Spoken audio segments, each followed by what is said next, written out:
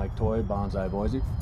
So it is March 30th today, 2019, and I'm taking all my bonsais out of its winter storage and putting them back out on benches in the backyard. So it's a pretty big process because they were all covered in bark, and so they were buried. I've got to scrape all the bark off and get all the dead leaves out of there, and most of them need to be repotted. I'm late on some of them, but I'm gonna have to wait until later to do it.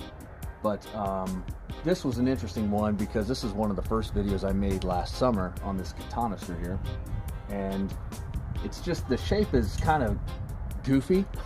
In some ways I like it because of that. In other ways it's just not gonna fit. So I gotta make some decisions here, and they're gonna be drastic decisions. So I want to add it on video so that, you know, we could document it and others can see it. So as you can see on here, if I can turn it, it's just got this really weird shape. So it's got this big bulge here, so the taper's off, comes out, splits into two, which is good, and then here it does this real sharp, almost 90 degree, not quite 90 degree, but real sharp turn straight upwards.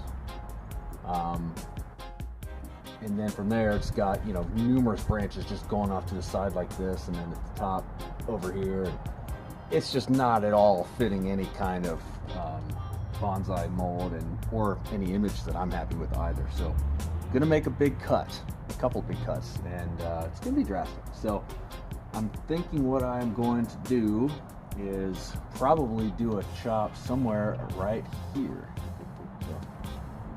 So when I cut here, that will still branch off into two, and then this will end up being the new leader. I may keep this going. In fact, I will keep this branch here, if you can see, also branching off into two. And then this, I'll try to root it as a cutting. I don't know if it'll take or not. I have had it work before, but I don't have a ton of experience trying to root cuttings from a Cotoneaster, so we'll see. But I did want to touch on something else. Making big cuts like this. It was hard for me in the beginning to do that because, you know, you put all this time and care into your bonsai tree just to get it to grow, you know, and it's exciting to watch it grow. And so then when it comes time to make a cut, it just feels wrong, you know, because gosh, I worked so hard to get it to grow in the first place like this. But two main things that I learned with time. Number one is that it looks better after you do it. You're afraid to do it, but then you do it and you look at it after and you're happy with it. It's like, oh, I'm glad I did that. I don't know what I was afraid of. So you can't be afraid to make those big cuts. And then two, as far as the tree's health and growth, I've learned, especially if you time it right. Right now, the way the tree is, it's got a balance between the roots and foliage. And when you remove a big chunk of that foliage, the balance is upset. So now there's more energy in the roots being produced, shooting upward to the foliage that used to be there.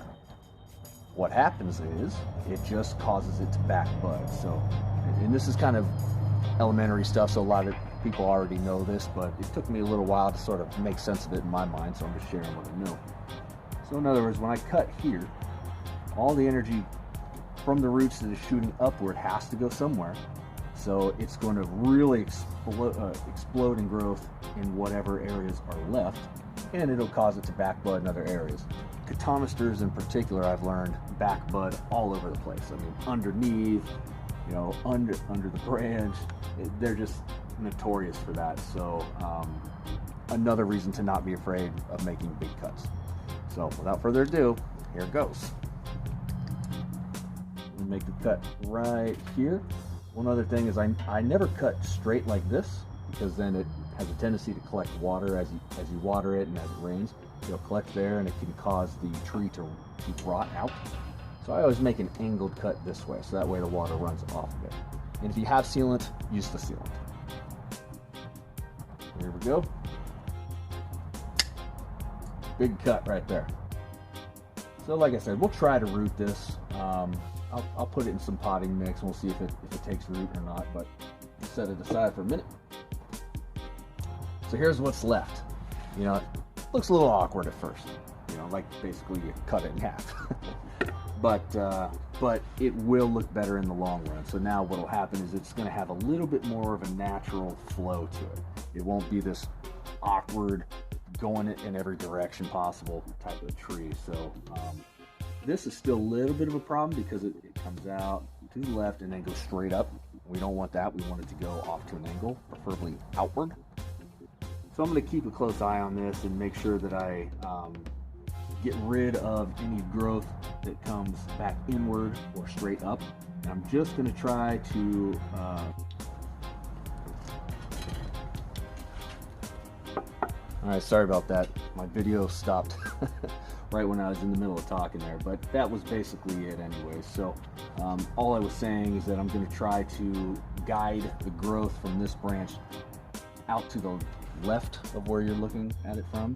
So not up and not in, but left. So anyways, that's all I was finishing up with there. So I hope you got something out of this. If so, please click like and subscribe on the channel and on the videos, and leave any comments that you have about Cotoneasters or any other trees that I've got. If you check out some of the other playlists on the channel, I've got, I don't know how many I've got on there, but there's a good variety of different trees. Most of them are pretty common and attainable species that really anybody could turn into bonsai. A couple of them are experimental, that maybe aren't traditional bonsai material. And a couple of them are a little more rare species, I guess, you know, relatively speaking. But I appreciate everybody who does like and subscribe and leave some feedback and any knowledge that they have, because that's my real intent, is just to share what knowledge I have, gain more knowledge from others, and so we can all enjoy bonsai as a hobby together. So thanks for watching, everybody.